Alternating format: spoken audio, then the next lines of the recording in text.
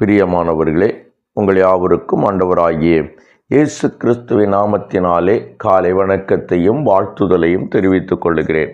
கர்த்தருடைய கிருபை நம் அனைவரோடு கூட இருப்பதாக. இந்த நாளின் காலை வேளையிலும் கர்த்தர் நமக்கு தருகிற வேத வார்த்தை 1 ராஜாக்களின் புஸ்தகம் 19வது அதிகாரம் 11வது வசனம் இவ்விதமாய் சொல்லுகிறது. அப்பொழுது அவர், நீ வெளியே வந்து கர்த்தருக்கு முன்பாக பர்வதத்தின் நில் என்றார். அப்பொழுது இதோ கர்த்தர் கடந்து போனார். கர்த்தருக்கு முன்பாக பர்வதங்களை விளக்கிறதும் கன்மலைகளை உடைக்கிறதுமான பலத்த பெருங்காற்று உண்டாயிற்று. ஆனாலும் அந்த காற்றிலே கர்த்தர் இருக்கவில்லை. காற்றிற்கு பின் பூமி அதிர்ச்சி உண்டாயிற்று. பூமி அதிர்ச்சியிலும் கர்த்தர் இருக்கவில்லை என்று சொல்லி வேதம் நமக்கு குறிப்பிடுகிறது. ஆம், எனக்கு அருமையானவர்களே, இந்த காலை வேளையிலே நான் உங்களோடு கூட இவ்விதமாய் பேச விரும்புகிறேன். நீ வெளியே வந்து கர்த்தருக்கு முன்பாக நில் என்று சொல்லி நான் உங்களோடு கூட பேச விரும்புகிறேன். என்னை கேட்டுக்கொண்டிருக்கிற என் அன்பு தேவனுடைய பிள்ளைகளே, கர்த்தர் இந்த சம்பவத்திலே அல்லாவிட்டால் இந்த சூழ்நிலையிலே தேவன் இடைப்பட்ட ஒரு காரியத்தை நாம் இங்கே பார்க்க முடிகிறது. என்னவென்று நாம் வேதாகமத்தை திரும்பி பார்ப்போம் என்று சொன்னால், எலியா சோதரன் கர்மேல் பர்வதத்திலே தேவநாம மகிமையினாலே கர்த்தருடைய பலத்தினாலே பாகால் தீர்க்கதரிசிகள் 400 பேரையும் தோப்பு விற்கிற தீர்க்கதரிசிகள் 450 பேரையும் அவன் ஒருவனாய் நின்று வெட்டி கொண்டு இஸ்ரவேலிலே கர்த்தரே தேவன் என்பதை நிலைநாட்டின பொழுது, இதோ எசபேல் இந்த எலியாவிடத்திலே சொல்லி அனுப்புகிறாள், நாளை காலை வேளையிலே சோதரம் இவர்களுக்கு செய்யப்பட்டதை போல உன் ஜீவனுக்கும் செய்யப்படும் என்று எசபேல் எலியாவிடத்தில் ஆள் அனுப்பின பொழுது, இந்த எலியா தன்னுடைய ஜீவனை காப்பதற்காய் ஓடி போகிறார். ஓடி போகிறவர் என்ன செய்கிறார்? வனாந்தரத்திலே ஒரு சூறை செடியின் கீழே உட்கார்ந்து, ஆண்டவரே நான் சாக வேண்டும், என் ஆத்மாவை எடுத்துக்கொள்ளும் என்று சொல்லி அவர் அந்த சூறை செடி கீழே படுத்துக் கொள்ளுகிறார். இந்த சூழ்நிலையிலே ஒரு தூதன் எலியாவை தட்டி எழுப்பி போஜனம் பண்ணி என்கிறார். அவர் விழித்து பார்க்கிற பொழுது, இதோ தழலில் சுடப்பட்ட அடையும் ஒரு பாத்திரத்தில் தண்ணீரும் அவருடைய தலைமாட்டில் இருந்தது.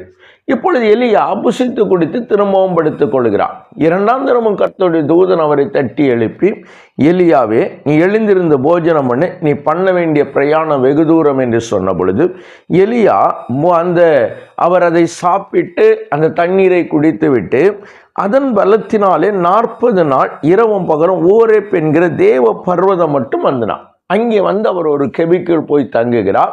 இந்த கெபிக்குள் எலியா தங்கி இருந்த பொழுது கர்த்தருடைய வார்த்தை அவருக்கு உண்டாகி, எலியாவே உனக்கு இங்கே என்ன வேலை என்று சொன்ன பொழுது அவர் சொல்லுகிறார், ஆண்டவரே இஸ்ரவேலிலே உம்முடைய பலிபீடங்களை எல்லாம் இடித்து போட்டார்கள், உம்முடைய தீர்க்கதரிசிகளை எல்லாம் கொன்று போட்டார்கள், நான் ஒருவன் மாத்திரம் மீந்திருக்கிறேன் என்று சொன்ன பொழுதுதான் கர்த்தர் சொல்லுகிறார், நீ பர்வதத்துக்கு முன்னே தேவனுக்கு முன்பாய் நில் என்று சொன்னார். என்னை கேட்டுக்கொண்டிருக்கிற என் அன்பு தேவ திருச்சபையே, என் அன்பு தேவனுடைய பிள்ளைகளே, இந்த சூழ்நிலை சற்று கடினமான சூழ்நிலை தான்.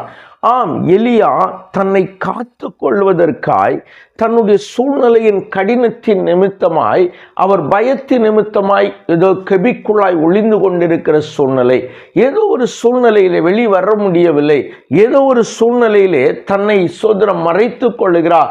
இவரை சோதரம் மன அழுத்தமும் இவரை நெருக்கி இருக்கிறது. இந்த சூழ்நிலையில்தான் எலியாவை பார்த்து கர்த்தர் சொல்லுகிறார், நீ வெளியே வந்து நில். என்னை கேட்டுக்கொண்டிருக்கிற அன்பு தேவனுடைய பிள்ளைகளே, இன்றைக்கு உங்களை எவைகள் நெருக்கிறதோ, எவைகளை கண்டு பயந்து போய் நிற்கிறீர்களோ, எவைகளை சோதரம் தாண்டி வர முடியவில்லை என்று நினைக்கிறீர்களோ, எவைகள் உங்களை ஒளிந்து கொள்ளுகிற வாழ்க்கையை போல ஒரு வாழ்க்கை வாழ வைக்கிறதோ, இந்த காலை வேளையிலே கர்த்தர் சொல்லுகிறார், அவைகளை விட்டு நீங்கள் வெளியே வந்து நில்லுங்கள். என் ஆண்டவர் செய்கிற மகிமைகளை பார்க்க போகிறீர்கள். என் ஆண்டவர் உங்களுக்கு மேன்மையானவைகளை இன்றைக்கு அறிவிக்க போகிறார். உங்களுடைய டிப்ரெஷனை விட்டு நீங்கள் சற்று வெளியே வந்து நில்லுங்கள். உங்களுடைய சோதனை உங்களை அடக்கி வைக்கிறவர்களை விட்டு நீங்கள் வெளியே வருவீர்கள் என்று சொன்னால் கர்த்தர் உங்களுக்கு ஆயுத்தம் பண்ணுவார். எனவே அந்த கிருபையை பெற்றுக்கொள்ளும்படியாய் நாம் இன்றைக்கு ஜெபிக்கலாமா? எங்களை நேசிக்கிற நல்ல தகப்பனே, இந்த நல்ல வேளைக்காய் நன்றியோடு துதிக்கிறோம். ஆம் ஆண்டவரே, உம்முடைய பிள்ளைகளை எவைகள் அடைத்து போடுகிறதோ, உம்முடைய பிள்ளைகள் எதன் நிமித்தமாய் சோதரம் ஒளிந்து வாழுகிற வாழ்க்கையை போல வாழ்ந்து கொண்டிருக்கிறார்களோ, எவைகள் நிமித்தம் ஐயோ நான் செத்து போன நலமாய் இருக்கும் என்று நினைக்கிறார்களோ, அவைகளை விட்டு வெளியே வந்து கர்த்தருக்கு முன்பாய் நெருக்கும்படியாய், தேவ சமூகத்திலே மகிமையானவைகளை பெற்றுக்கொள்ளும்படியாய் என் ஆண்டவர் உதவி செய்யும். அப்பா, உம்முடைய தயவுள்ள கரம் கூட இருக்கட்டும், நிறைவாய் நடத்தும், ஆசீர்வதி. இயேசுவின் நாமத்தில் ஜெபிக்கிறோம் எங்கள் ஜீவன நல்ல பிதாவே. ஆமேன், ஆமேன், ஆம்.